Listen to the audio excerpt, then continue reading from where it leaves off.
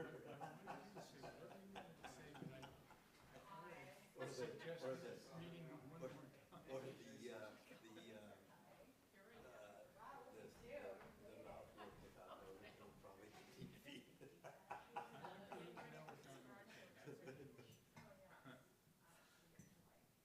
thank you for that. I try and let my stuff sit for about 3 or 4 And days then, yeah, before I Yeah. then go back and read it. if you're sitting in their seat, how are they gonna react to this? But that's true of everything. Yeah, yeah.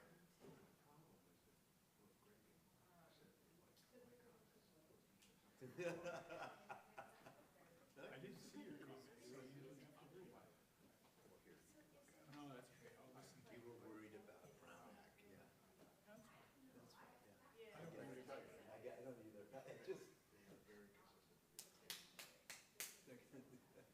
Better to ask forgiveness and get Yeah.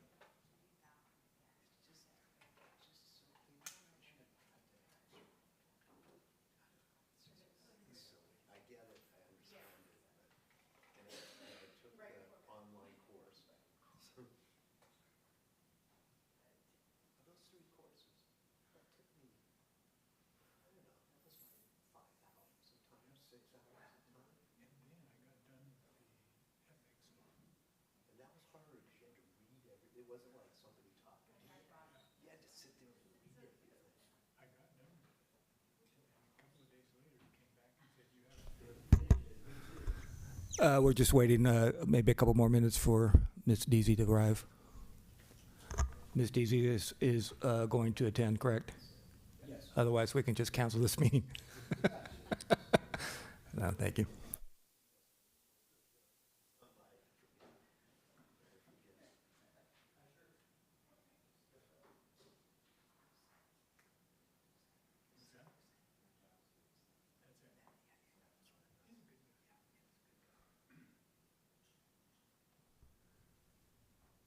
We're going to have to renegotiate with the school district to provide air conditioning,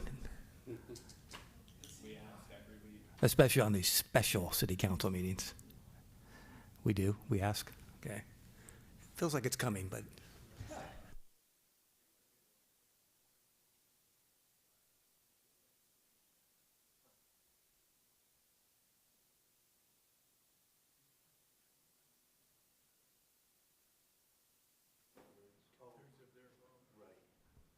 All right, let's get started and we'll just get through, we'll do the slow approach to the initial formalities.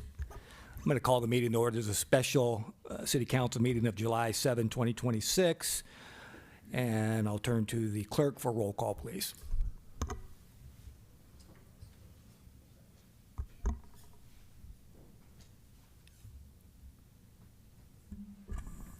Mayor Doing, Here.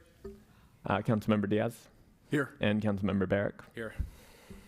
All right, I know that Vice Mayor Deasy is on our way, so we'll just get started, and the big fireworks will come just a little bit later. So, all right. Okay, please join me in the Pledge of Allegiance.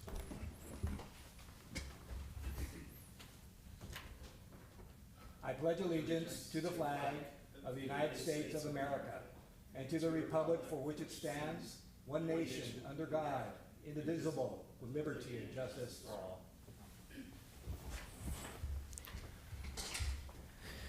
All right, we're on to item 4, adoption of the agenda. Ms. Clerk, are there any changes of note to the agenda? Any updates? There are none. There are none. I'll look for a motion to adopt the agenda as is. I'll make a motion to adopt. Is there a second? Yes. There's a motion and a second. All in favor of adopting the agenda, say aye. Aye. Aye. All right. Now we are moving on to public forum. It's a little different with a special session. Under California law, public comments at special meetings are limited to subjects on the agenda only. Therefore, public comment will take place during consideration of the item. Each person's comment shall be limited to 4 minutes. So what that means is we're going to take the item first, and then we'll all invite public comment at the appropriate time. I'm really hoping that Vice Mayor Deasy, she's on her way. All right. I'll turn it over to you, Mr. McCann, and we'll introduce the item. I know we have a presentation, I assume, from somebody online, correct? But it would be helpful for you to introduce the item and kind of give us some background, where we've been, where we are, and where we're going. Mr. Mayor, I might suggest we wait just a couple minutes. Vice Mayor Deasy just sent me a note saying she's on her way. She should be here in about three or four minutes, so if we can. We'll recess for 5. Okay, great, thank you.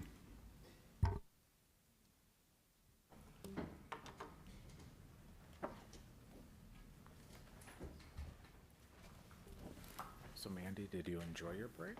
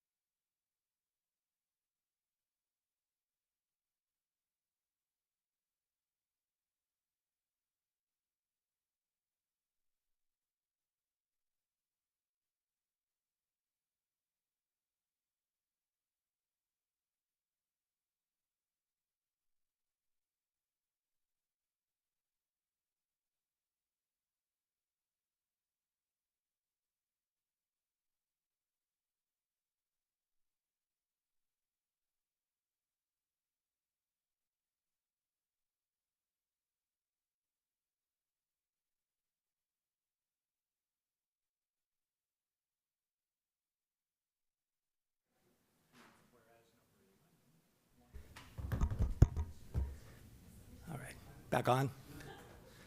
That may not have been exactly 5 minutes, but it was close enough. Thank you. We'll start again on, under new business. For the benefit of anybody at home, the public, we are on approval of a resolution of the City Council of the City of St. Helena, State of California, calling and giving notice of a municipal general election and consider ballot measure for Measure S, half-cent sales tax, be held on Tuesday, November 3rd, 2026. Mr. McCann. Great. Thank you, Mr. Mayor. This is a proposal to place a sales tax increase on the November ballot. Staff recommends adoption of the resolution that is in the public packet in order to place that sales tax on the ballot. The election calendar requires action tonight in order to do so.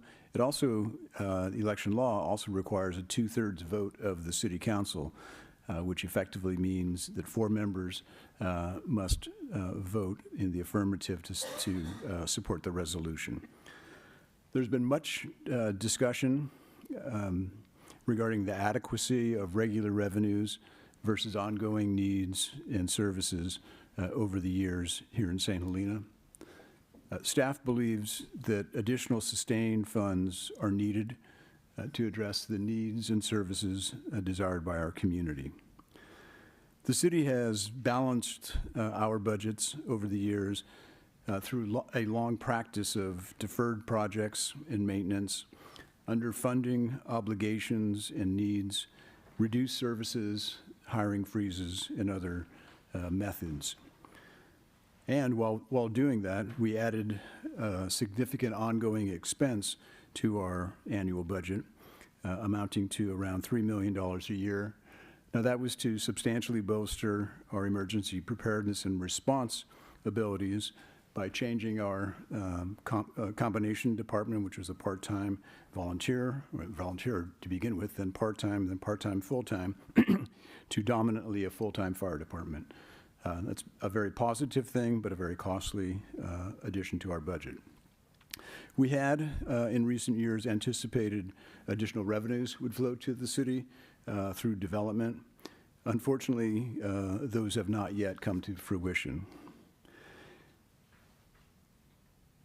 In addition to our current operations and activities, the city really should be addressing a number of things, which we're not because of limited funding. Those activities and efforts include such things as addressing our unfunded pension liability, which amounts to around $14 million of unfunded liability. Addressing deferred facility maintenance, the list that I could run through is extensive in that regard. We've got a number of positions which are important to provide services to the community that have been frozen for some time, some around half dozen or so positions in different departments. Providing regular funding to the equipment replacement fund, and also going through an equipment rationalization study is something we need to do. Addressing CIPs in a more robust nature, utilizing general fund dollars to advance the progress and the pace of capital improvement projects. We've got a long list. You all just adopted just a few months ago the Streets Master Plan. There's a list of tens of millions of dollars in projects there. Some simple and some much more aspirational and complicated. The Parks Master Plan will be coming to you, and I can tell you that every park and green space just about in the city needs attention, and those are projects. Those projects will be funded by both park improvement fees, but also by general fund fees, general fund dollars. The Trails Plan, which you all unanimously acted upon just a few weeks ago, has a number of projects which will require sustained funding to develop and then to maintain. Sidewalks around town, trails, parking areas, not to mention our facilities, all require funding. The Blackburg Report, which was adopted and will be bringing back recommendations next month, has a number of activities, consultant needs, ongoing technical and technological improvements, let alone staffing, which will require funding. Beyond these, there are also different ideas, projects, proposals that relate to city council goals, assisting housing, climate action initiatives, economic development. Those are just a few of initiatives and activities that the council and the community wishes us to pursue. We need sustained additional dollars to do so, or we will drain our reserves in short order. It's very true that today we have a balanced budget, and we have so over the years. We do that with reserves, and we've done so by not funding important needs and services. The Transformation and Efficiency Study prepared by the Blackburg Group has many, many good ideas and recommendations. I think that has the ability to provide great improvement through an investment in staffing and improvements, consultant help. I think in years to come, we'll see that efficiency and performance has improved through that. We've engaged a respected opinion and research firm, FM3, to help us to get to this point. They prepared questions and conducted outreach and a polling of members in our community. We'll have a presentation in a bit about that.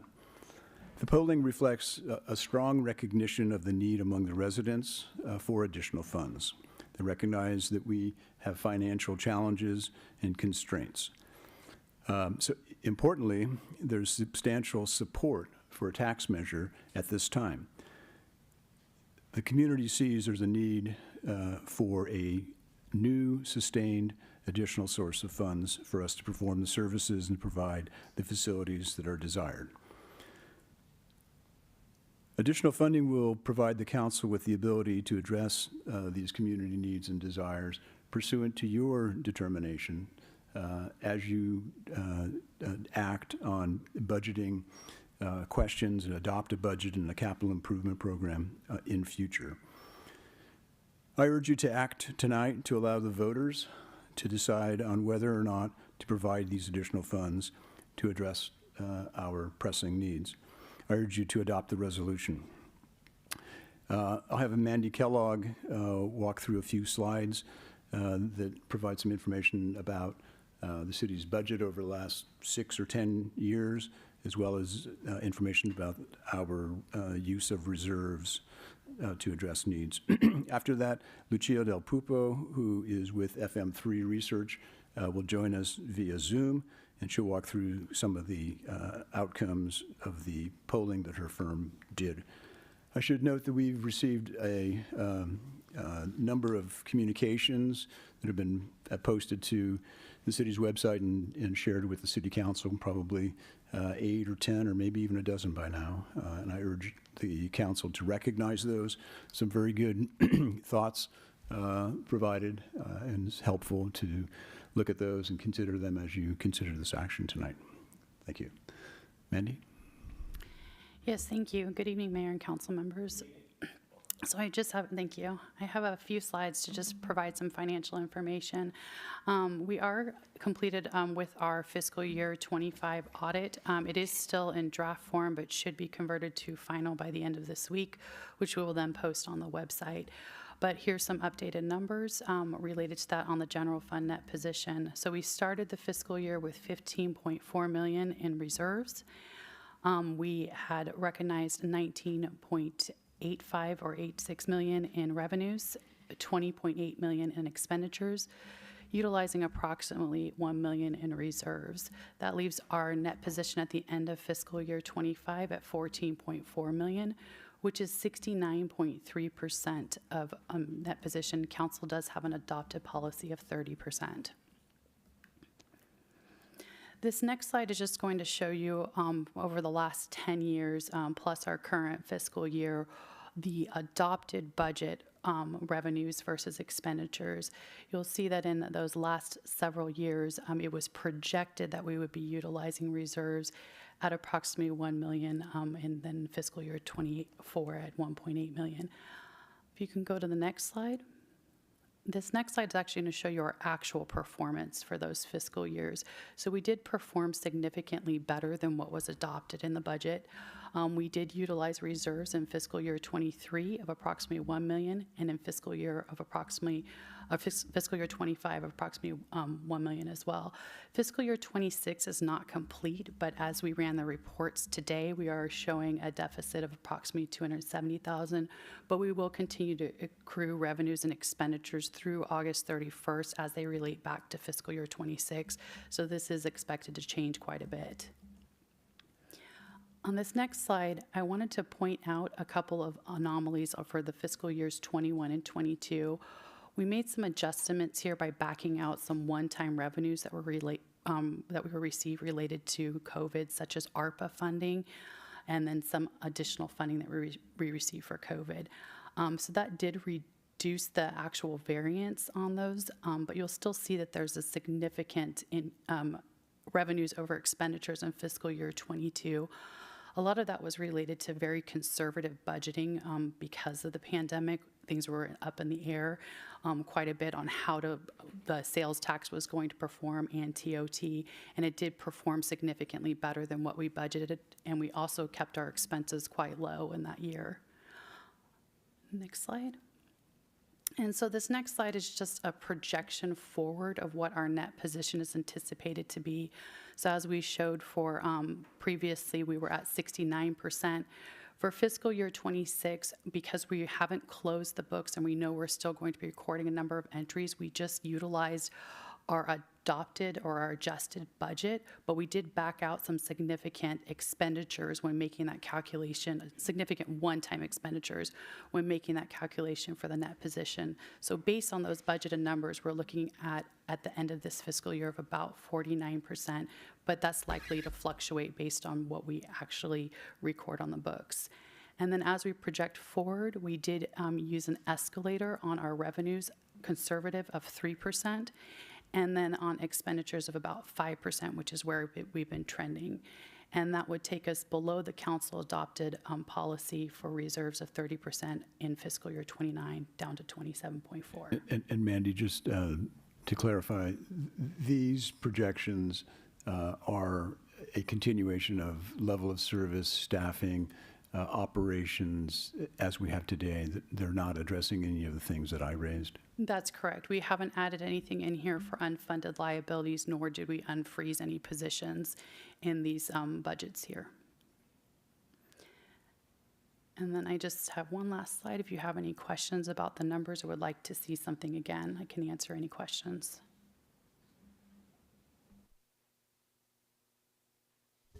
Colleagues, any questions? Mandy, Ms. Merrick, go ahead. I'm sorry, I was looking this way. I wasn't sure if you were on it. Go ahead.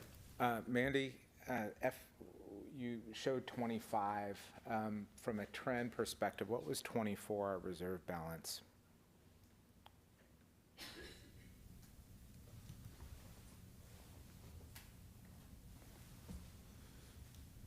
The reserve balance at the end of fiscal year 24 was 15.24 million.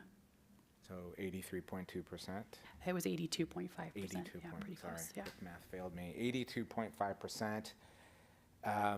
FY25 was 69%, roughly, That's correct.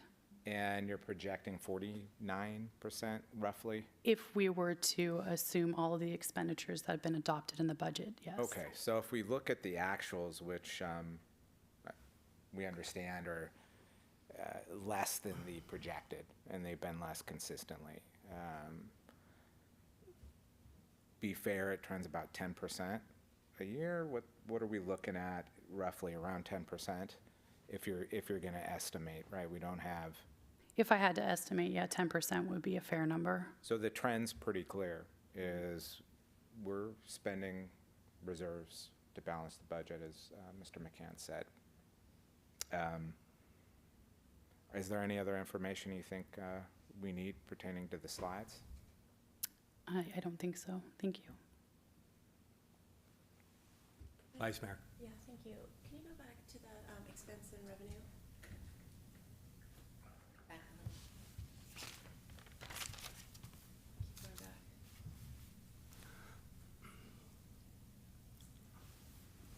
Um, 25. So I think in our email, we may have had those numbers for FY20. Michelle, I'm not sure if your mic's on. There you go. Sorry, thank you. I think in our email, we may have had those revenue and expense numbers flip-flop, so I just wanted to confirm that this I is. had a bracket around it to reference that it was a deficit. So, but Right, but I think the actual number, so I'm just confirming, just Okay. because I have different numbers. yes, it It's is. the revenues of the 19 and the budget, no, not budgeted, I don't want the budgeted. You go to the next slide, Andrew. That one. There we go. So I just want to confirm, just because I think I have something slightly different. I was confused with the brackets, so I apologize. it's 19 are the actual revenues and 20 are the actual expenses. That's correct. Okay. And I think there's on the one with the audited financials come out, it's like page 75. You'll be able to see in there the revenues over expenditures will actually show that there was expenses over revenues of 1.1 million, but that's because there's more than one fund rolled up to create that general fund number. So when you look at just general fund only, it's the 958,000 expenses over revenues. Thanks. Anything else to add regarding fiscal year 2024 in terms of the anomaly against the trend in terms of the actual variance? Yeah, we did just actually perform better than what we had anticipated in that year, and it was in a number of different areas, but one of the significant ones was our building permit activity. We usually see about 500,000 a year in revenues for building permits, and we actually received 600,000 that year, but it also trickles into some other areas as well that are recorded in the general fund, and then property tax did perform better than we anticipated in that year too. All right. Mr. Diaz, go ahead, sure. Thank you, Mayor. So my understanding is, and this slide's very helpful, we use actuals when we're talking about this measure, and the considerations is we always use actuals and not budgeted, just for my own information. Okay. The follow-up to that is, how much was the Finance Committee involved in terms of coming up with all of this information? I know we're waiting on a report from them based on some data that they do have. I'm just curious as to how the Finance Committee comes into play. Yeah, unfortunately, we were waiting on a number of documents to provide to the Finance Committee, so they haven't been able to fully evaluate this information at this time. Our audited financials weren't available until recently, and again, as I mentioned before, they're still technically in draft form, which is why we haven't posted them yet. But I do anticipate we'll be able to provide those by the end of this week, and that will help us move into some of the other requests that the Finance Committee was waiting for to continue their evaluation. Thank you. I think to follow up with Mr. Diaz's comment, the Finance Committee hasn't been able to obtain this information that they've been requesting for potentially good reasons. I'm not saying any nefarious reasons. I don't think they are either. But here we are, right, without the Finance Committee being able to review it. It's worth noting why we're here. We've run out of time, I think, from a deadline perspective, if we want something on the ballot for this year. Is that correct? Yes. In fact, we need to act this evening. We need to, if we wish to be on that ballot, we have to provide action to the county tomorrow. Good. So just to underscore, it's not an attempt to cut out the Finance Committee per se. It's just the rope is, we're out of rope. Okay, thank you. All right. If I don't see any other comments or questions.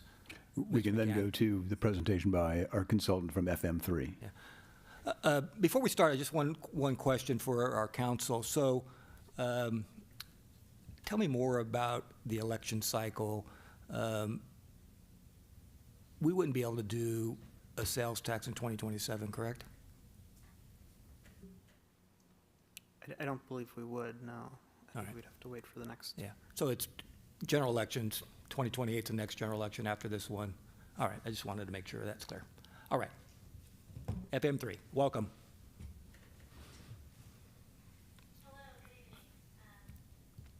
Can you hear me? We're working on it. Okay. Hello, Lucia. Thanks for joining us. Good evening. Can you hear me now? Yes. Okay, wonderful. Thank you all so much for having me this evening. I'm going to walk through some of the key findings of the survey that our team recently conducted in the city of St. Helena. So I'm going to share my screen momentarily. But these, I will say these results of this survey are very recent. We just got out of the field in June 23rd. We were in the field from June 6th to 23rd. So very fresh data here that we're going to look at tonight. So before I dive into some of the key findings of the survey, I just want to touch on our methodology. We spoke to just over 300 voters likely to cast a ballot in the November 2026 election in St. Helena. This is a random and representative sample of likely voters. The margin of error on this data is 5.5% at the 95% confidence level. There are some places where we split sampled some questions, and I'll flag those as we go through, and there the margin of error is a little bit higher. It's 7.8%.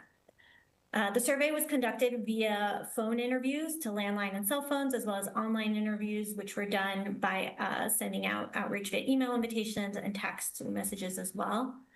And our firm has had the pleasure of working with the city for a long time now.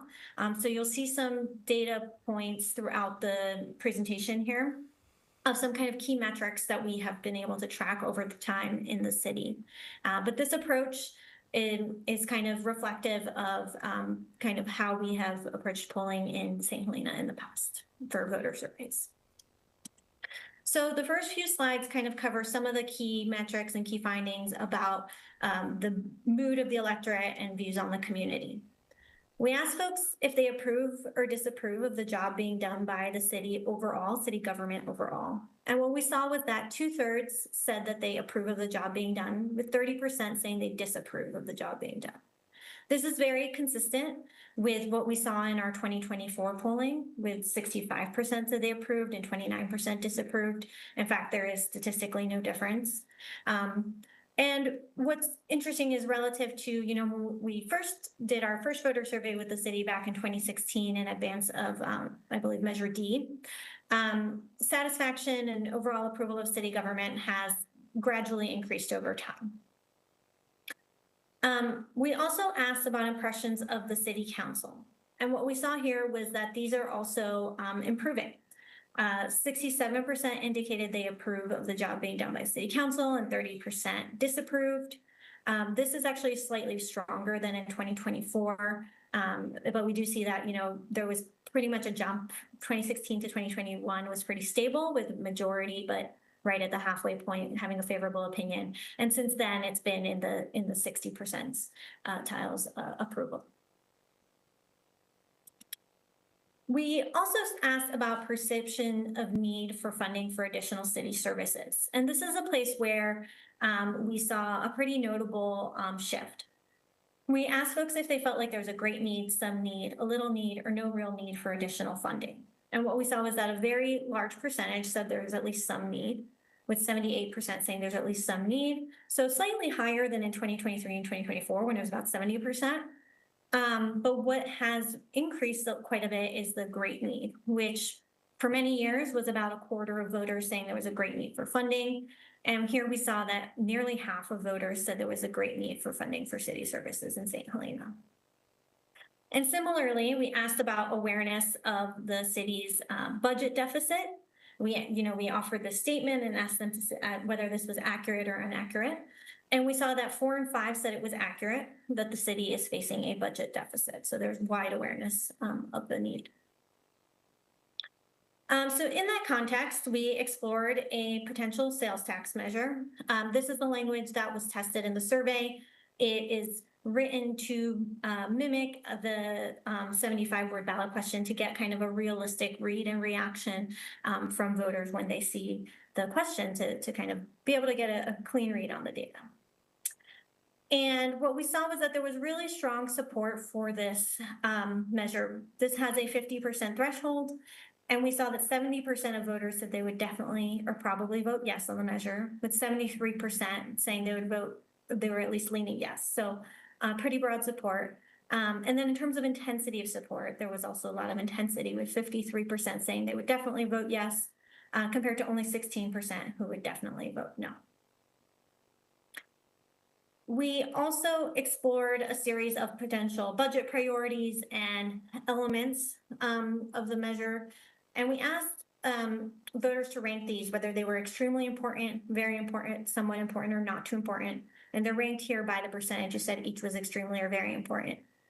In general, what we saw kind of coming towards the top as priorities for the community were, ensuring local control of funding, maintaining infrastructure, and public safety. So if we look at these, we do see that more than 9 in 10 mentioned ensuring all funds are only used in St. Helena, maintaining infrastructure, repairing roads and potholes, ensuring funds can't be taken state. These are all kind of 9 and 10 extremely or very important, and almost half saying they're extremely important. Fire and public safety response was 3 and 5 said this was extremely important, and nearly 9 and 10 said it was very important. Also, you know, a lot of importance assigned to the idea of protecting the city's long-term finances, ensuring all funds benefit residents, and also things like repairing sidewalks. 88% said that was very important.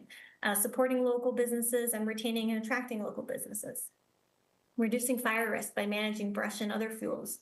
Improving road safety and maintaining safe places for children to play, along with maintaining public safety in general. These items are all more than 4 and 5 very important.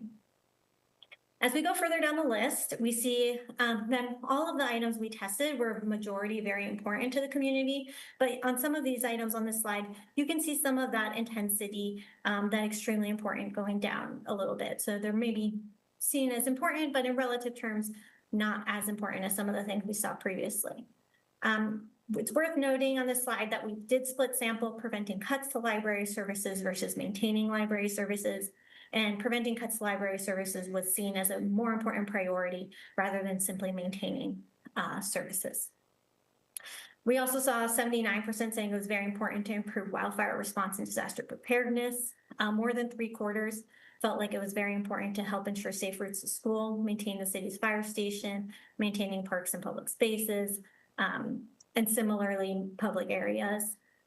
7 and 10 felt like repairing downtown sidewalks was very important. Addressing speeding and unsafe driving was very important to 2/3, but again, maybe not as intense or as some of the things we saw in the earlier slide. And similarly with parks and recreation programs, youth programs, managing traffic congestion and accessibility for the disabled. We asked voters their opinion on this measure at 3 points in the survey. We asked it early on. We asked it after we had discussed these budget priorities, as well as some educational statements that kind of tended to explore, I think the ones that were really resonant, you know, focused on library, on spending, on avoiding the high cost of deferred maintenance, and reducing fire risk, as well as the idea that visitor contributions will make a significant portion of the kind of revenue that a sales tax generates. And on the flip side, we did critical statements, kind of mimicking things that are issues, you know, in the community and in our world right now, whether it's high cost of living and high taxes, or some of the more local kind of trust and issues about city management. And what we saw was that overall support remained strong throughout. After hearing positive educational themes about why the measure is needed, the overall support went up to 79%, the definite yes went to 56%. And on the flip side, after hearing criticisms, we kind of returned to that baseline of overall support. But it kind of remained well above that 50% level at every time that we asked voters in the survey. So just to quickly wrap up, you know, the next couple slides cover what I just walked through, so I won't spend too much time here. But it does look like overall, you know, we're starting at 73% of support for the sales tax with a lot of intensity of support. What we did see is, again, voters prioritize local control, infrastructure repairs, and public safety, as well as supporting local businesses and protecting the city's long-term finances. Right now, these findings indicate that a sales tax measure could be viable in the November ballot. We do encourage the city to continue this, if the city decides to proceed to continue the community conversation. It's clear that there's a high awareness of the need for funding, and so it's important to kind of convey that if the city decides to proceed, as well as being clear about how the money would be used and the important accountability elements that would go into a measure. And I think all of that is really critical in the context we're living in, where cost of living is high, and there will be other measures on the ballot in November. So even though we're starting in a really strong place, it's really important to continue that engagement and conversation with the community to maintain that level of support. So I will stop there, and I'm happy to answer any questions. Any initial questions from my colleagues? let me take the time to open it for public comment then. 4 minutes.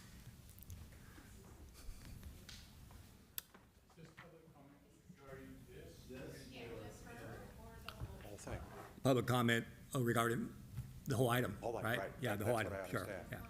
Which you don't want to discuss your questions or things about the survey that became apparent to most of us today. I'd love to hear your questions. We don't do this, so, okay. I just asked my colleagues if they had any comments, and we will deliberate for sure. But I'm gonna open it to public comment, and we're gonna bring it back to the council, and then we'll talk about it. Yeah. There's much more to go. Please, we do not take comments from the public this way. If you, Just a question, just saying. with Yes, the ma'am. two different presentations, Mayor, would it not behoove all of us to have the chance to have our public comment after each presentation? You're siloing us for. what other presentation are we talking about that I'm missing? Well, I'm talking about the financials. You asked the council if they had questions about the financials, but maybe we did, right? You're invited to have 4 minutes to comment on anything you want within that 4 minutes on this agenda item. Let's go, Mister. I don't have the time for that. No, let's go, and I'm Nonsense. going to try to cut to the chase. Thanks. Because you all have my written statement, has detail on the Finance I appreciate Committee. it. Thank you for your I'm written speaking, statement. Tonight as the acting chair of the Finance Committee. My comments are solely on behalf of the Finance Committee, not in any other official role I have for the city or in any personal role. With one exception at the end, I will have a personal comment that I want to share with you based on what I've just been seeing. First of all, the Finance Committee takes no position on the sales tax proposal before you. The city staff did not share the staff proposal with the committee or consult with the committee prior to putting it on the council's agenda. The material you've had tonight is the first time we've seen anything. We've never seen the polling data. We've never seen the financials. And in fact, I'll cut to the chase. As you all know, as a voluntary group, you've directed us to actually, from last August, determine whether there is a structural deficit, and if so, what the structural deficit is. And dating back to March 23rd, after your fiscal 26 budget update, the Finance Committee provided very specific data requests to be able to finalize our report to you as a city council on whether there is a structural deficit and what the scope of the structural deficit is. And we have not to date received responses to those data requests. That's just it. We did provide a status report to the council in March, and in that status report we identified a couple initial findings based on our level of detail. First, that no structural deficit existed for funding needed for long-term street repairs and maintenance because there are other sources of funds that are not general funds for that. That's an adequately funded area for the next 5 years.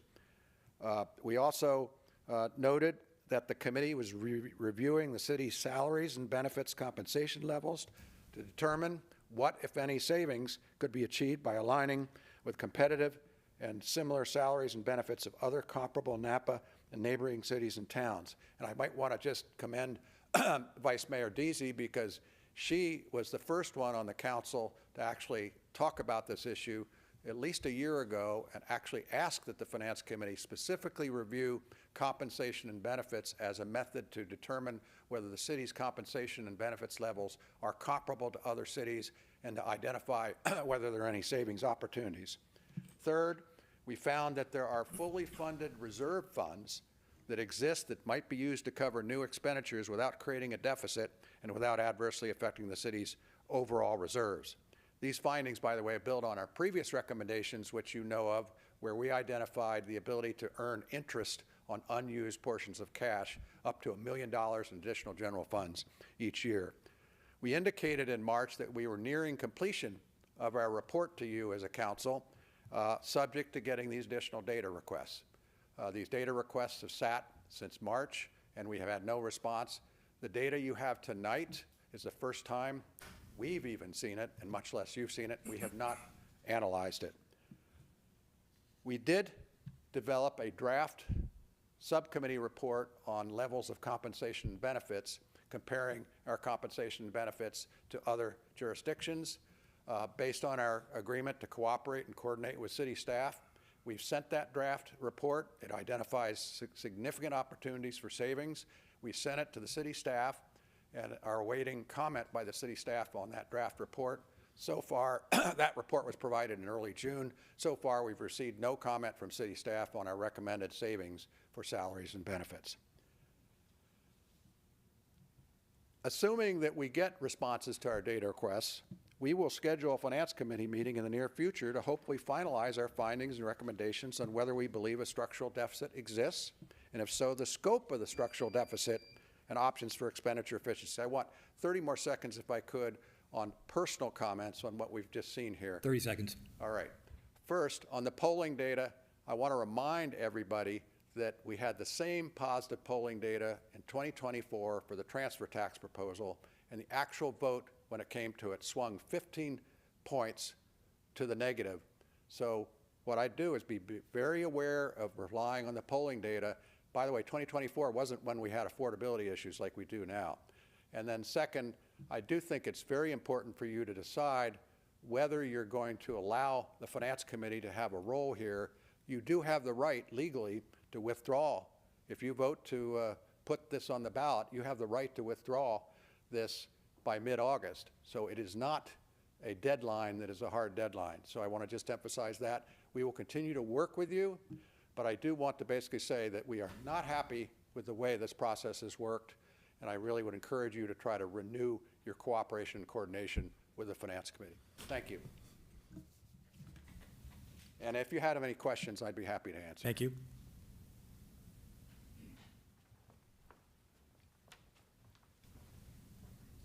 Good evening, Council. Gary Rose, St. Helena. And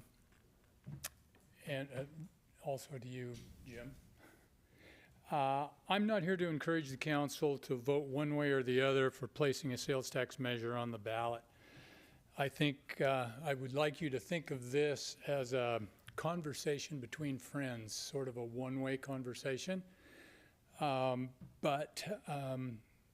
We're here to help, meaning, and I'm not speaking for the Finance Committee, I'm speaking as a citizen. And all of my questions that I'm asking here are rhetorical except one, and I'll point that one out, what I would like an answer to it. I am here to say that the lack of transparency in preparation of the ballot measure is not cool. And I tried to come up with a better word than not cool, but I really couldn't think of one that described my reaction to it. The Finance Committee should have been involved in this one. I'll leave it at that. The thing that bothered me in going through the staff report is there's no meaningful information to make an informed decision based on financial data in the staff report. It's basically a laundry list of things that we should be doing and that type of thing. So thank you for presenting that tonight. I think it gives you people, or you as the council, a lot more information because the staff report did not provide any kind of financial data that I could find. That means a lot of essentially useless information in the staff report, and it's not useless except in the context of this vote. I would like to know if, rhetorical question, tell me if the sales tax rate in Contra Costa County helps you with your decision tonight. That's just an example to make a point. When reading the staff report, was trust something that you felt? Public trust combined with the Blackburn report and the grand jury report makes citizens committees look really good. Committee members, city staff members, and the city council should commit to a solid working relationship. These committees can provide knowledge, experience, and expertise that is extremely difficult to provide from city staff, dare I say almost impossible. And as I said in my written public comment, what I saw was a desire for more money, which is fine. That's the staff report. Now on to the resolution.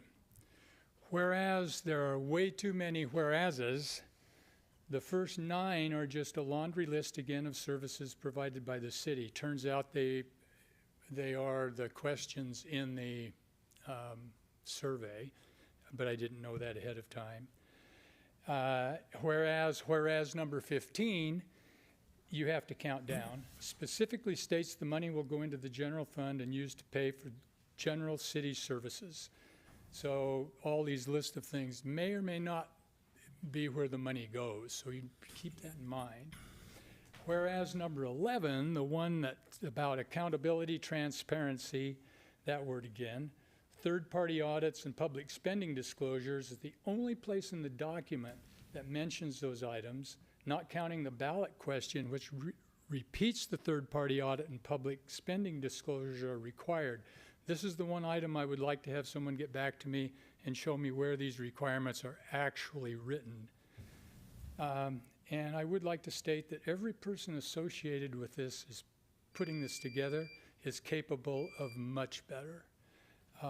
There's so much more, but you get the idea. Thank you. Thank you.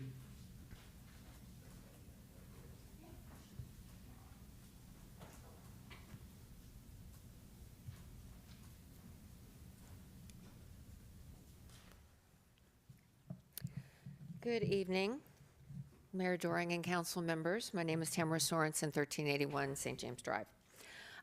Two things, very quickly. I did submit a public comment and a request for records. So that is in, I'm sure maybe you've looked at it, maybe you haven't. But I look forward to, within, I think it's a 10-day span that I do get a response to that request. So here we go. Well, I'm here tonight to voice my formal opinion and opposition to rushing Measure S onto the November ballot, forcing a permanent tax hike onto residents under a self-inflicted 11th hour financial validation from your own finance without a single shred of shred of financial validation from your own finance committee is a complete failure of municipal governance. Frankly, this feels like institutional Groundhog Day. We are trapped in a toxic loop of administrative panic, secrecy, and structural avoidance. First, let's talk about the Neil Comello legacy. This council is acting as if our financial crisis appeared out of thin air, but it didn't. The independent Blackbird report explicitly exposed that St. Helena's government is severely mismanaged, toxic, and completely lacks transparency. Those findings are the exact reason our former city manager was forced to resign. More importantly, that report handed you a roadmap to save $1.6 million annually by fixing internal inefficiencies and operational bloat.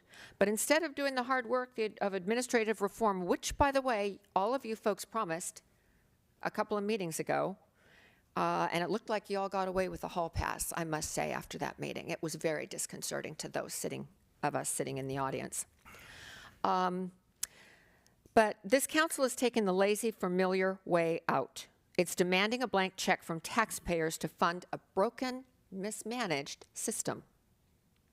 Secondly, you have completely sabotaged your own oversight committee.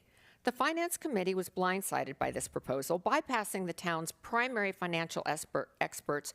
Rushing to ballot a measure means that you're flying blind. Voters are being asked to approve a tax hike with zero vetted projections or numbers to prove it's mathematically justified. If this administration can't even manage its own calendar to coordinate a financial report before a major deadline, how can we trust you to manage millions of new tax dollars? Which happen to be ours. Finally, the justification for this measure relies on a hidden, rigged survey of just 300 residents, a poll that neither the public nor the Finance Committee even knew occurred. The survey deliberately hid the administrative failures exposed by the Blackbird report. It used misleading, manipulative questions like, does St. Helena need more revenue? It was engineered for a predetermined answer. You didn't even ask real questions because you didn't want the real answers. St. Helena does not have a revenue problem. It has a management problem. We cannot keep reliving the same exact cycle where administrative failures lead to executive resignations followed by an emergency tax demand on the public. Stop the panic, enforce the cost-saving reforms outlined outlined in the Blackburg report and let the Finance Committee do its job. Stop treating the taxpayers as an emergency ATM for municipal mismanagement. Thank you. I still have 12 seconds. And I'm going to take it. We are all watching and hoping that you folks Time will is up. really come to your senses and start doing the right thing and stop pretending that we don't see the reality of what is going on. 300 residents is so minuscule, it means nothing. Time has expired. Thank you. Thank you.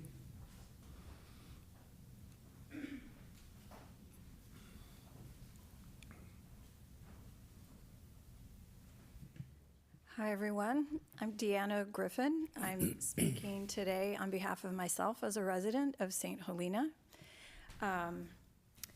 I've been an assiduous follower of the Finance Committee, attending meetings as one of maybe 5 members of the public who I've seen there over the year. I have also been a student of the budgets of the city of St. Helena, as I am professionally a fundraiser in support of your city's library. I returned from a holiday vacation after having heard in June that there would be no council meeting, only one this month, expecting nothing like what awaited me in email. I maintain great respect for all of us who work together, the people who have just recently spoken, those who wrote in, those who are not able to express themselves, perhaps not even being aware that this is something you're voting on tonight. I also recognize that what you're voting on tonight is not the answer. It's an attempt at an answer, and I appreciate that efforts are made to find an answer. I would love to see what the question is, however, before an answer is pursued. It's clear to me from the financial numbers presented today, which I wouldn't have known if I hadn't been independently studying city budgets, and from the meeting experiences that I've had with Finance Committee, being along for that ride, that there's a clear need. But is the need to raise revenue? Is the need to continue to manage expense and allocated expense? And actuals are always different from what's budgeted. It's clear there's a need to bring revenue and expense closer and to keep in mind the long-term implications, what kind of a reserve is necessary for a city of this size and scale. We can't predict the future. There's a very prudent, cautious community. I appreciate all of that. How do we move forward constructively using the creative energies of your whole community, not only you who are elected, but those who have pledged their commitment to put their energy, time, volunteer, and dollars toward finding communal resolution of a threat to our fiscal safety. My note today would simply be to say, I'm not here to take a position on this proposal or your vote tonight, but I will say I have deep concerns about the language in the ballot question. It belies a lack of attention to reality. Some of the elements included as expense type that would be covered by this tax raise are already covered by bonds. A 5-year adequate bond coverage is already available for the streets, sidewalks, and storm drains. That's been gone over in public meetings. Why do those show up in this measure? Other expenses, capital and operating, that are essential to a community are not included in the language. This is highly concerning for me. A revenue tax measure does merit consideration. I maintain high respect for everyone involved in this thorny and unclear passage forward. I only can say thank you. I look forward to your committed resolutions that support your whole community. Thank you.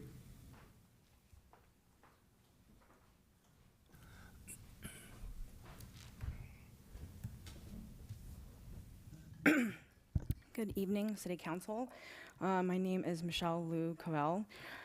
The opinions expressed herein are mine individually and are not intended to represent the official position of the City of St. Helena or the St. Helena Planning Commission.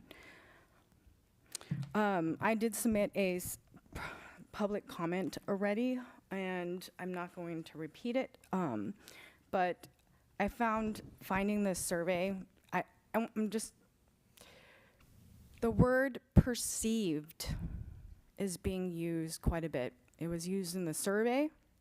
It's used in the Blackburg report on the budget, that there is a perceived structural deficit. The survey says this is the perceived, 315 out of 5,000. There's the budgeted and then the actuals. So you have a perceived 315 saying this, but then you're gonna have an actual, so you're people voting. Like somebody had said earlier, 2024, whatever measure went up, it actually fell short.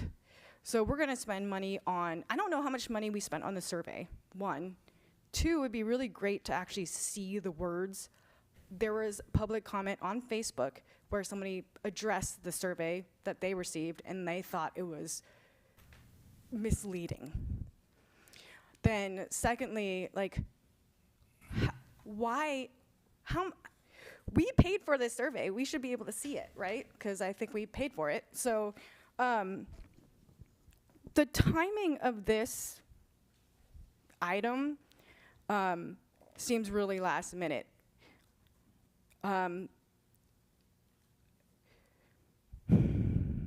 The Blackburg report has been delivered. There is still no finance committee budget deficit analysis to reconcile what staff had said a while ago was like around 8 million, and then the finance committee said it was about 2 million. And that conversation was maybe a year ago, and it was going to get cleared up. And it has not yet. And then the CIPs, let's just talk about, again, and I want to state this, I was not part of the grand jury for this murky waters. I will state that. But what it points out is that the CIP water rate analysis, every 5 years, there's all these projected projects, and there are some that are on there that we know that are not gonna get done, yet it's on there, it raises rates, and it says these are gonna get completed, and then they're not completed. And so it just raises our rate 183%, and we are saying, oh, we're now needing more tax money to pay for these deferred projects, which is not our fault. We paid the rates for the projects that were in these rate plans. And so now you're asking us for more money for the inefficient and non-executed CIPs that were supposed to be done with the rates that we were paying. And this is exactly the perceived budget deficit. There's no transparency. You're losing trust. The trust, if you're trying to build trust, and I'm going off with what other people have said, this item today, timing, trust, the perceived things versus actual, and what the budget, stop asking us for money. It's already so expensive to live here. Thank you.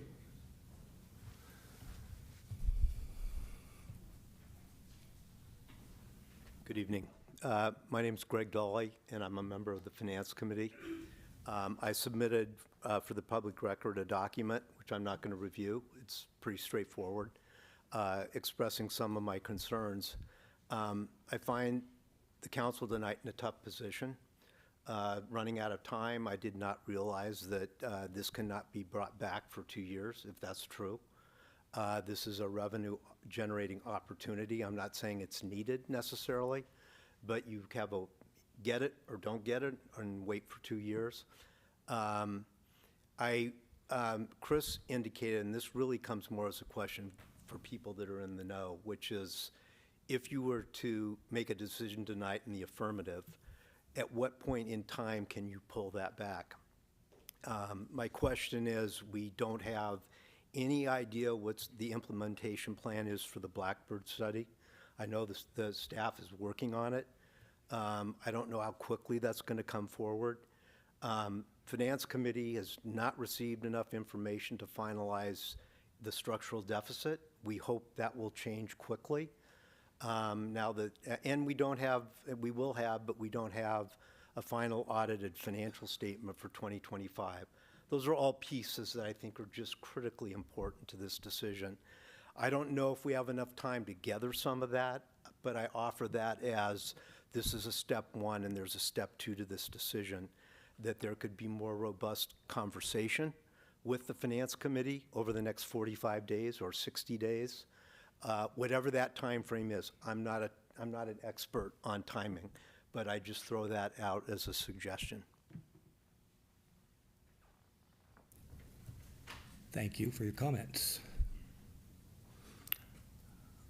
Unless somebody walks in the next 10 seconds, I'm going to close public comment and bring it back to my colleagues for some discussion, deliberation. Vice Mayor, what do you think? Yes. Mr. Mayor, if I just might answer a couple of questions, might help the council and perhaps the community as well. I certainly appreciate the comments, particularly those suggesting greater opportunities for collaboration and communication. And to Mr. Dolly's point, I'll ask our attorney to offer a comment on the ability to rescind an action that might be started. But I can say that the audited financials have finally been received by the city from our consultant. We're making some minor revisions, and I expect to bring those to the City Council at our July 28th meeting, and they'll be available to the public as well. The documents, many of the documents that the Finance Committee has requested flow from some of the documents that are part of that financial report. So those we should be able to piece those together now and get those to the committee. Ms. Covell offered a number of points. I just want to clarify. She was suggesting that some enterprise projects, water projects or wastewater projects would be funded through this. They have their own funding source, and so it's separate, and it's not intended, would really not be proper to use revenue generated from a sales tax measure of this nature for water facilities. And then just want to make one comment on the comments that Mr. Warner offered with respect to the comp and class draft report that the subcommittee has put together. He suggested there hadn't been any work or contact or communication from the city. Chris and I spoke about this on the phone, and we've exchanged a number of emails, and so there has been communication. We haven't concluded that. There's revision necessary to that report. We've offered comments. We'll offer more. So we have been working together, and we'll continue to work together. I appreciate the comments offered by the committee members, and particularly the suggestion and the offer for further collaboration. I think we definitely need to do that. We've got a number of issues that they're working on, and we need to work together for the benefit of the community. That's it. All right. Anybody wish to start? Vice Mayor Deasy? Sure, if you would like. Yeah, that'd be great. I We'll spread the burden around. We're all just do I get a chip in where second? we Do can. I get a second chance? Like Yeah, again? you do. Because I got, Of course. I got No, a of lot course. notes. It's We all have a plenty little- of time. it's Let's a little- deliberate. Let's have a discussion. Thank you. I invite It's it. all a little new to me. Absolutely. I want to say thank you for the information on the timing. The 2 years is important, and I did know that. I'm sorry, did we get the information on withdrawing by August, how doable it is, cost, how that works with cost? I can't speak to the cost, but the deadline for withdrawing is 88 days before election, and I was just calculating that the deadline would be August 7th.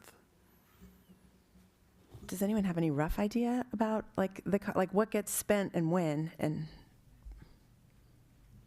What is the question? I'm not sure.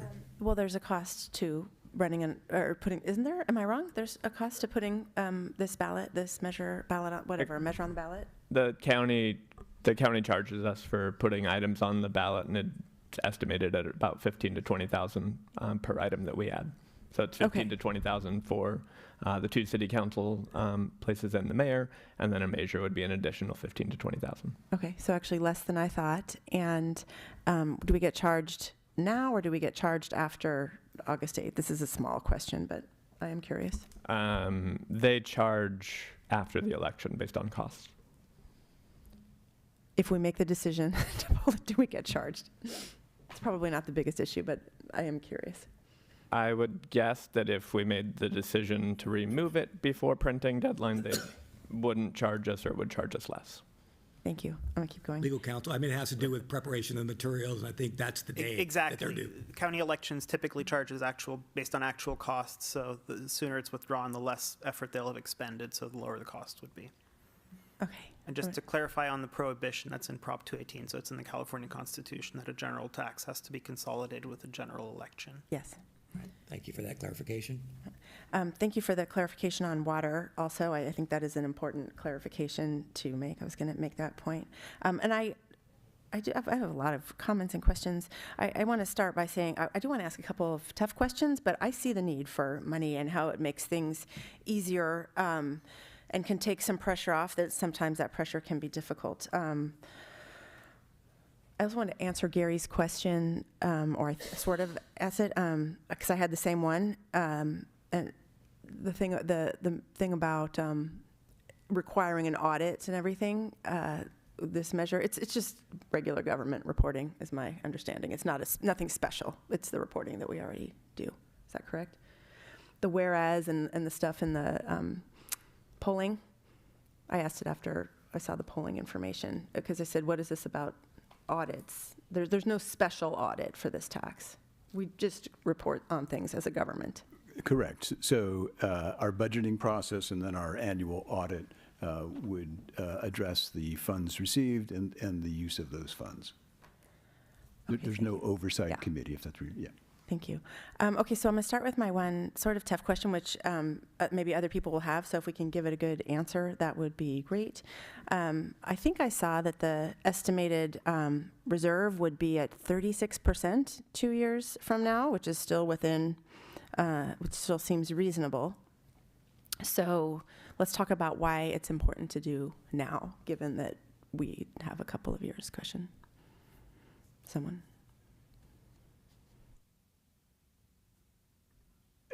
I'm not clear on the question. Is it what is our reserve in 2 years? Or No, why do I this think now? the slide showed that we're at 49% now, and we'd be at 36% in 2 years. Right. So it's still within, it's a much so, but it's important to do now, we're saying. So can we talk about that? I think the idea is that there's a trend downward, Right. and we'd have to have information to show somehow that trend's going to stop in 2028. I assume it's going to keep going if we maintain status quo. Mr. McCann. Yeah, right. So I think there's a couple of things. One is we will utilize reserves over those 2 years, and we'll bring it down to a, I would say, uncomfortable level. And that doesn't take into account, things that may not go in the right direction, like the economy or expenses. We're projecting a certain growth of 3%, I believe it is, in revenues and 5% in expenses. And just this year, we've had a very significant 20-something% growth in health insurance. And so there's a number of exposures. A 36% reserve is great for some communities. It's really not appropriate for us, given our economy. And then, even if we were comfortable with that, in my view, it's a budget that allows us to continue doing what we're doing, which I think is inadequate. The community, in response to the polling, has indicated a desire to provide additional funds so that we can provide additional services. And so, to me, that's a part of it. Right now, in summary, the funds that we have are keeping pace, but we're supplementing that with reserves. The reserves are going down. We can see that trend. I don't think we want to race it to the bottom. I think we want to maintain healthy reserves so we can have choices if and when we encounter difficulties, an emergency, something that we hadn't planned on, breaks, or we have economic difficulties. And then the other is just the additional funds will allow us to be healthier, to actually address deferred improvements, to provide the various improvements that the community desires, as well as services and staffing. Okay, thank you. I'm going to keep going, and then I'll stop for a second. Thank you. I get that a downturn could hurt us. That makes sense. In the staff report, it says the city's fiscal challenges are primarily revenue-related rather than expenditure-related, which felt like a strong statement to me, given that 75% of our expenses, I think 70 to 75, brings our staffing. And it kind of brings me to this question: are staffing levels appropriate? Are we making good use of those salaries and benefits? Are benefits structured appropriately? Could different organizational structure reduce cost? And I realize we're up. Maybe the answer is no. I just don't think we know. And so that's something I think we could be addressing before August 8th. And my other comments are, we have these kind of lists of things that we want to spend on, but it would be great for me to see before August 8th, like, what is the real plan? Pension pay downs, how much is going to pension pay downs, or buildings and parks, or signage for the downtown, or some small downtown improvements that were identified in the Urban Land Institute study, capital expenditures, putting it in a bank for Adams Street Extension. That's kind of compelling. Is it staff increases? What is our plan? It makes me a little nervous to say, oh, we've got $2 million more, and not really have a little bit more of a plan. I'll stop there. Mr. Burke, you have anything to add to the mix here? As our liaison to the Finance Committee, who's completely responsible for all of this? Yes. So, first a word of, I think, apology to the Finance Committee, the chair, the members who've put in a lot of time. This committee's been up for a year and a half already. They put in one report already, March of 2025, I believe. Don't quote me on the month, where it indicated in the recommendations to this council were an increase of expenditures of $800,000, $500,000, which would have been for CalPERS, and $300,000 were for various capital equipment replacement, facilities related items, if my memory serves me correctly. And they've been working since then to understand the structural deficit, and it is complicated, as we found out, I think, together. Very complicated, and they're close, which is the good news. Unfortunately here, this is one of timing, right? We've been on summer break, all of us. We weren't planning on being here, and this developed very late in the game. And it would have been appropriate and nice to circle back with them. It did not happen. And we should regret that. But here we are. We do have trend lines, as were mentioned. I do agree with Vice Mayor Deasy that it would be good to flesh out what the spend would go for. I think that's a very reasonable expectation, and we should talk about that. There seems to be a target-rich environment as far as that goes, but it'd be good to narrow that down. I am not comfortable, like some of the speakers, and I'm sure some of my colleagues, with sort of the throwing in the language of everything, you know, in the kitchen sink that this could fund. It's true because it's general fund, right? It can be, it's not earmarked, which we all know, so it could theoretically go anywhere. And future council could redirect whatever this council does, and we should just know that. There are, I think, sound reasons to go forward with this on the budget. We are no longer talking about there isn't an issue, the majority of folks. I think there is a revenue issue. We do have our expenses increasing 2% more per year than our expenses. So our expenses are growing 2% more than our revenues, which is a bad trend, and that's been happening for some time. And I believe, Mandy, correct me if I'm wrong, that trend continues from the actuals. Yes, that is our projected trend, yes. So, I mean, structurally, that's not great.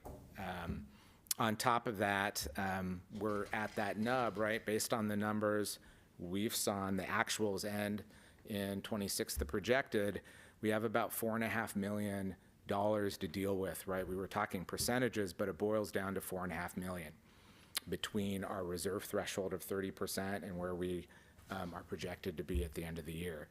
That's not a lot of money, folks. I believe Mr. McCann mentioned that we had a surprise benefits increase of 20%. That penciled out to $400,000, I believe. Is that correct, Mandy?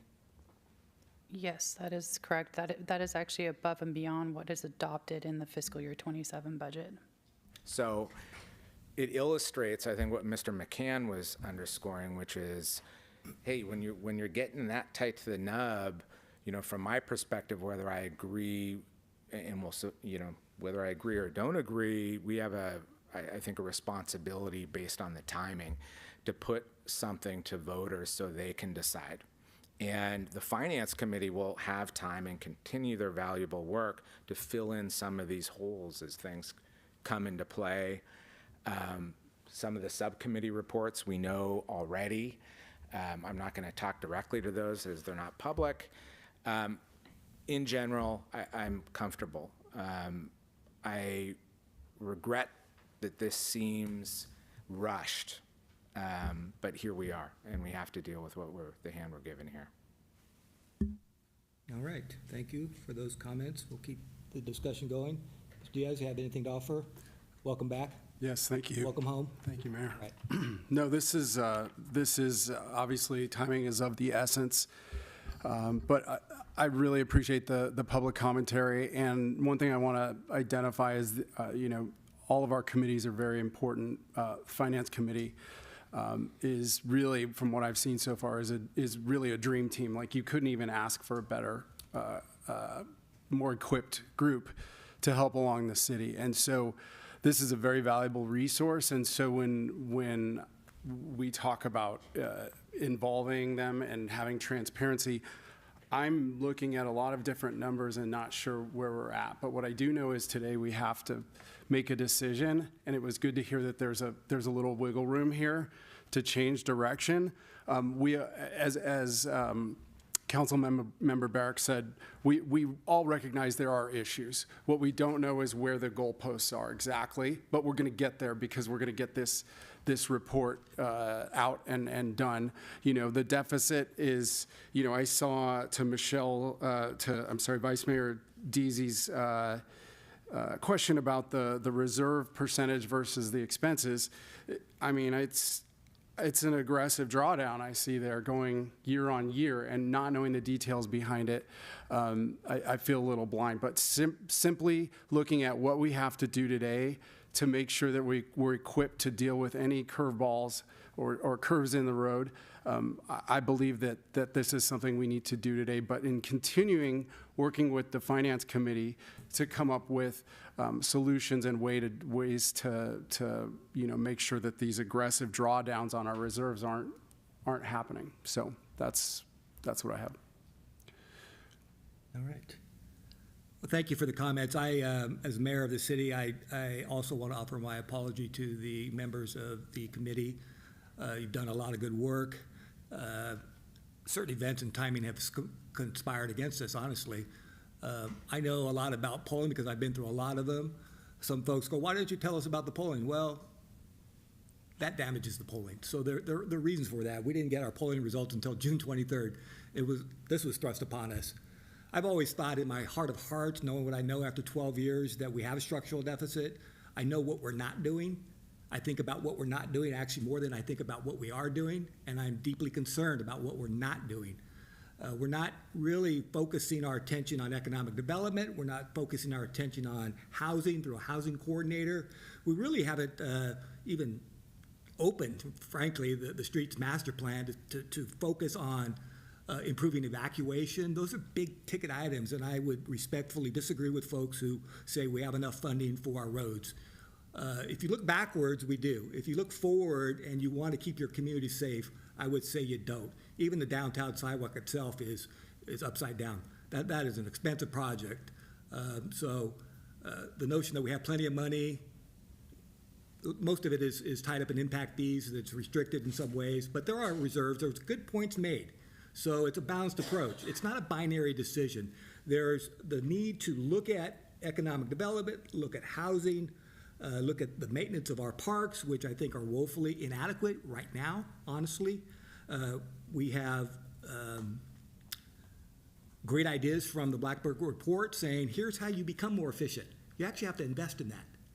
But I agree with everybody that we have to commit to it, and I have committed to building on the recommendations of the Blackburn report. It is not just a revenue issue. It is maintaining a streamlined budget, looking at it. I think this is, frankly, one of the first councils that actually is focused on that. We've frozen positions. We clipped $2 million off the budget. I can see areas where we've taken money away that we're hurting. We're not getting the work done. So folks who are looking backwards and just looking at a budget and not understanding the difference between a balanced budget and a structural deficit, they're completely different. I have the benefit of being here, and I know there are other things coming, folks.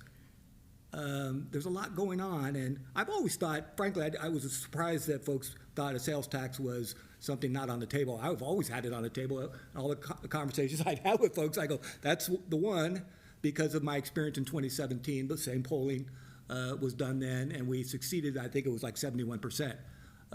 Yes, we're in a different environment. Prices are high. The costs of living in St. Helena is extraordinarily high. I recognize that for sure. I'm hesitant to set up a false expectation that on August 7th we will withdraw, because somehow there will be this miraculous information that is imparted to us.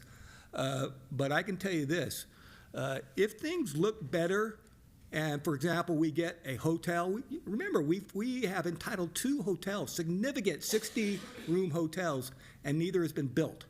And at the same time, we have greatly expanded a fire department because we all recognize the need for that. And so the alignment there is misaligned, right? The revenues have not shown up. And for folks to suggest that we can continue along in the status quo, I really, in my heart of hearts, am doubtful about that. But at the same time, I want the work to continue. I'm particularly interested in the business cases, because the business cases that are put before the Finance Committee talk about the future, where the needs are. That's really for me, the most important part of looking at the trends and really focusing on what the structural deficit is. Not 1 year, 2 years, but out 5, 6, 7, 8, 10 years. We have to look at that. We can't just look at 1 year and go, okay, we have enough in our reserve and we're fine. As my colleagues know, I worry about things all the time. I spend a lot of time thinking about risk. I'd rather weigh in on the side of having a sales tax and having those revenues. And if things go really well for us with a new hotel or some other revenue mechanism, I'll be the first to sit on this council and say, let's repeal the measure. We don't need the measure. but we need time to know how that's all going to play out. Trust is a difficult thing right now. A lot's been thrown at us. We got Blackburn, grand jury, this. A lot, it's heavy stuff for a council that I believe is committed to doing the work, and a staff that's committed to doing the work. We have to root for our home team. My Giants are not doing really well right now. I root for them. My Warriors are not doing very well right now. I root for them. My 49ers, I root for the home team. And I think we have to rally around, no matter what we do, we have to be for St. Helena. I would hate to have folks go out and say, I'm hoping for a failed sales tax. Let's rally around it and see what happens. And God willing, we won't need it in a year or two. And then we could, with a hotel built, Farmstead is still there. I don't think that Violent Station will be resurrected, but who knows? Hope springs eternal. I would rather weigh on the side of caution because I see the trend line. At the same time, I want more information.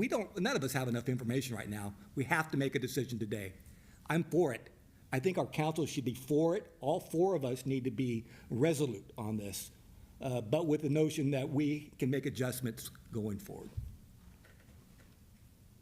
Yes, Vice Mayor. Thank you. I would love to just say one more thing before I cast my vote, because it'll make me feel better. I support putting, putting it on the ballot. And I know there are voters who want to vote for it, and I want that to happen. You make some really good points about future spending. The thing that comes to mind to me is that Adams Street extension. I worry about it a lot. Where is that money going to come from? It's really important. So I'm supportive of that. I think to really be wholeheartedly supportive of the measure, before November 4th. Third. Don't vote Third. on 4th. Third? Yeah, Okay, sorry. third, whatever. I'm just The teasing. beginning of November. Yeah. There are a few things that I would really like to see, and I'm hopeful that we can do that. The first is serious implementation planning of that Blackburn study findings. And so I don't think we can do that before August 8th, but I think we can have some real conversations before then. We cannot do it. We can have the conversation. No. That's what I'm trying to say, planning. I just want. Not I didn't hear you. implementing, Okay. planning. I got Planning you. for the implementation. Okay. Got it. A game plan for spending, I think it's 18 million-ish in the special revenue restricted funds. I would just, I think we've asked a number of times, and so what is the plan? What can be spent from that building fund? What can't be? I hate that it's unanswered. Doesn't have to be that detailed, but just something. And then a genuine look at compensation, qualifications, and benefits. I think we have kind of 3 separate reports out there, and I would just love to have the conversation. And then, Jim, I have a bonus that I didn't mention to you. I keep coming back. I'm just going to throw it out there. This is just Remember, Jim is an interim, part-time city manager who won't be here for the next 20 years, unfortunately. We just had a nice conversation, so I was telling him. But he's here now. Yeah, and it's awesome. I keep coming back to this notion that the city doesn't have an economic development arm. We've got a great chamber that does great marketing. We have Visit Napa Valley that does tourism. But we don't really have anyone whose job it is to think strategically about economic vitality and the future of the town.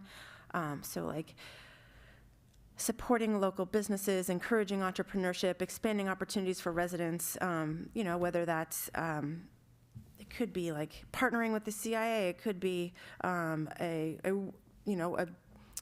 co-working space. It could be, talking about all of the brain power and looking at the future of the economy, which is changing so rapidly and is a lot about the environment. So, I just want to throw it out there that I'm really interested in some sort of working, and all the other ideas that I know other people have that I don't have, some sort of working group to talk about those would be really interesting. I recognize it takes some work to even have those groups out there, but it felt like a moment where I could share it because it's revenue related. That's all. All right. Before I give Mr. McCann, legal counsel, please. Yeah, I just want to Andres. add one Yeah, thank you, qualifier please. to the general prohibition on having a general tax measure in a special election. There is one circumstance where you could do it, but that would require a unanimous vote of the council that there is an emergency that necessitates the general tax. Like now. All right, anything And else? with that Anything- is also that a special election is wildly more expensive to put on than piggybacking on a general election. Understood. Other comments in response to any of the comments that have been made so far? Mr. McCann or my colleagues, anything for clarification or? I would like to answer Vice Mayor Please. Deasy's question. I did actually have an extensive conversation with Ethan today at BBK, and he will be providing a memo on the restricted funds and what they can and cannot be used for. So we'll have that for you all shortly. Yeah, we've been dancing around with that for quite some time. It'd be nice to get, not the mayor's idea, but the clarification from our legal, our counsel, yeah. All right, anything else, Mr. McCann? I'll invite a motion. I'll make a motion to adopt the resolution. Before we go any further, what exactly do we need for clarification to make sure we get it right? So we need a 2/3 vote of the council. But in terms of the language, adopt resolution sufficient? Adopting the resolution is sufficient. That's what I understood. There's a motion, and who had the second? Second. By Mr. Diaz. Roll call, please. Councilmember Barrick? Yes. Councilmember Diaz?